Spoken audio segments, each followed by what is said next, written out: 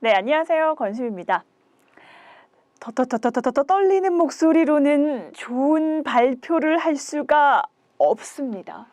그래서 좋은 목소리를 만들기 위해서 어떤 부분들을 좀 중점적으로 신경을 써야 되는지 목소리의 6가지 요소에 대해서 한번 살펴보도록 하겠습니다.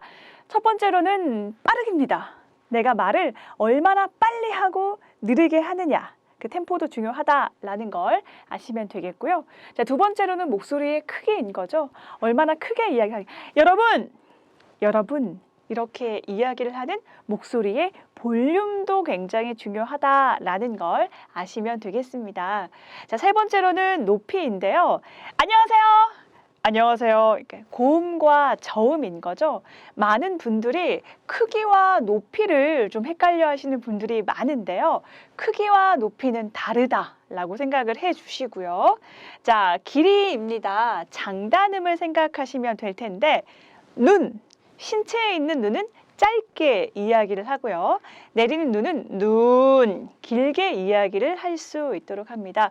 주로 신체에 있는 부분들은 단음으로 소리 낸다라는 걸 아시면 되겠습니다. 예를 들어서 신체의 발도 짧게 발이고요. 손도 짧게 손이라고 소리를 내시면 되겠습니다.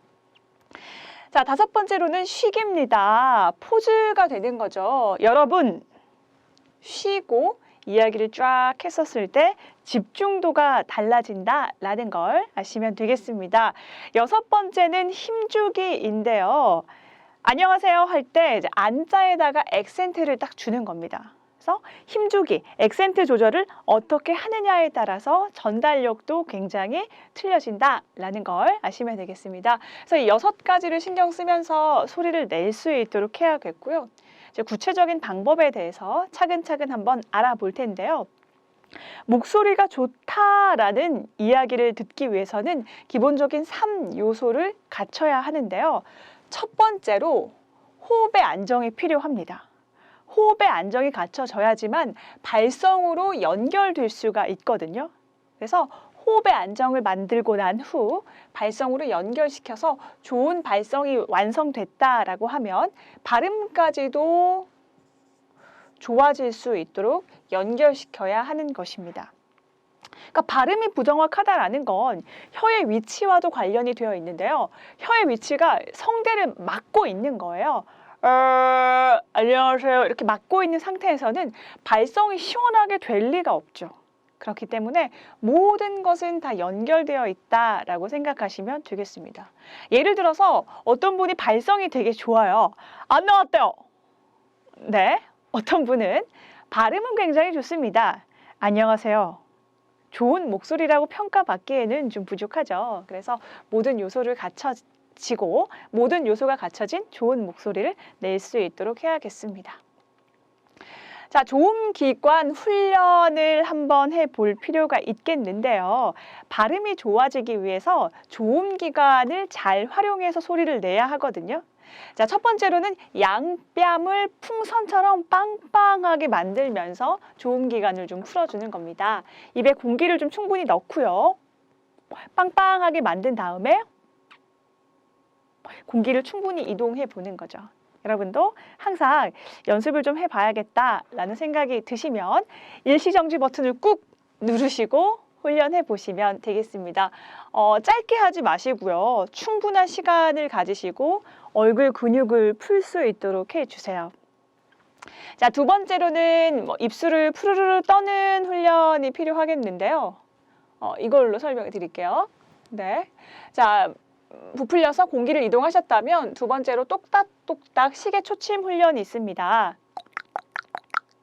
아시죠? 자, 이 똑딱똑딱 시계 초침 훈련을 하지만 우리가 발음을 정확하게 하기 위해서는 더 제대로 해야 되거든요.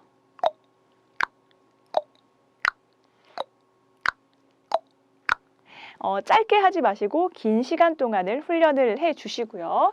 자, 세 번째로는 입안에서 혀를 이리저리 이동시켜 보는 겁니다. 네, 혀를 움직이면서 혀도 좀 잘 풀어질 수 있는 상황을 만들어 주시고요. 자, 네 번째로는 입을 크게 벌려서 아의 이오 우 훈련을 하는 건데요. 아, 에, 이, 오, 우. 그러니까 부정확하게 아에요, 아에요 10번 하는 거랑 한 번만 하는데요. 아, 에, 이, 오, 우. 정확하게 한 사람. 어떤 사람이 더 효과가 있을까요? 그렇죠. 두 번째가 훨씬 더 효과가 있습니다. 그렇기 때문에 여러분도 정확하게 항상 해줘야지 라는 생각을 가지고 하셔야지만 목소리에 변화가 빨리 일어날 수 있습니다. 자, 다섯 번째는 두 손을 비벼서 열을 낸 후 마사지를 하는 거예요. 얼굴 근육이 좀 더 자연스럽게 풀릴 수 있도록 이렇게 비벼서 열을 낸 다음 얼굴에 갖다 대서 얼굴 이렇게 움직여주는 것이 필요하겠습니다. 자, 여섯 번째로는 립 트릴, 입술 떨기 연습이 있습니다. 이렇게 입술을 떠는 건데요. 조금 더 구체적으로 말씀을 드리자면 안 하다가 립 트릴 훈련을 하려고 하면 이렇게 좀 안 되시는 분들이 있어요. 그런 분들은 양 입술 옆을 손가락으로 눌러주신 다음에 이렇게 훈련을 하시면 더 쉽게 되는 걸 느끼실 수가 있을 거예요. 거기에다가 립 트릴 훈련을 하면서 기본적인 발성도 좀 풀고 아랫배에 힘을 실어야겠다라는 생각을 하신다라고 하면 자, 입술이 떨리고 있는데요. 소리를 내주는 거예요.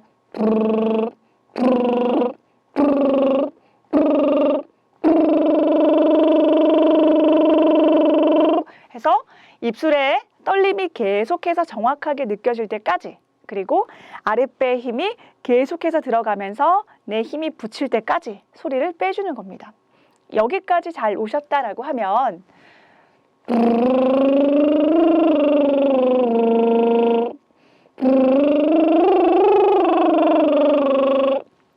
이렇게 해서 음의 이동을 더 단계적으로 그리고 좀 더 빨리 하면서 여러 단계로 이동을 해보시면 더 도움이 될 수가 있습니다. 네, 여기까지 잘 오셨다라고 하면 조음기관 훈련을 잘 따라오고 계신데요. 얼굴 표정이 굉장히 좋아야 돼요.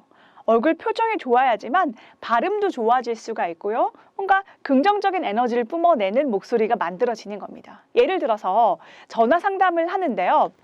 이 사람이 얼굴을 보진 않았지만 이 사람이 웃고 있구나. 이 사람이 좀 표정이 안 좋은 상태구나 라는 것이 어느 정도 예상이 되잖아요. 웃으면서 말할 수 있도록 하려면 실제로 내 표정은 웃고 있어야 된다는 거죠. 그리고 발음이 정확해지기 위해서는 내가 얼굴 근육을 제대로 써야지만 발음이 좋아질 수가 있습니다. 자, 이마도 좀 움직여 보고요. 자, 두 번째로는 웃는 인상을 만들기 위해서 네, 윙크를 한 상태에서 이렇게 입술 움직여보는 훈련도 좀 해보고요. 자, 그리고 시원스럽게 웃는 인상을 만들 수 있도록 입 근육도 좀 당겨서 써보고요. 그리고 나서 젓가락을 물고 하는 호흡 훈련까지도 한번 해보시면 도움을 많이 받을 수가 있을 겁니다. 이 책의 내용에서는 216페이지에서 이 내용을 참고하실 수가 있겠습니다. 네, 일단 좋은 표정 만드는 방법까지, 조음기관 푸는 훈련까지 한번 해봤는데요. 쉽게 얻어지는 건 없습니다. 단계적으로 아, 나는 할 수 있어. 결국에 나는 좋은 목소리를 가질 수 있어. 라는 믿음을 가지고 잘 따라오시기 바라겠습니다. 수고하셨습니다.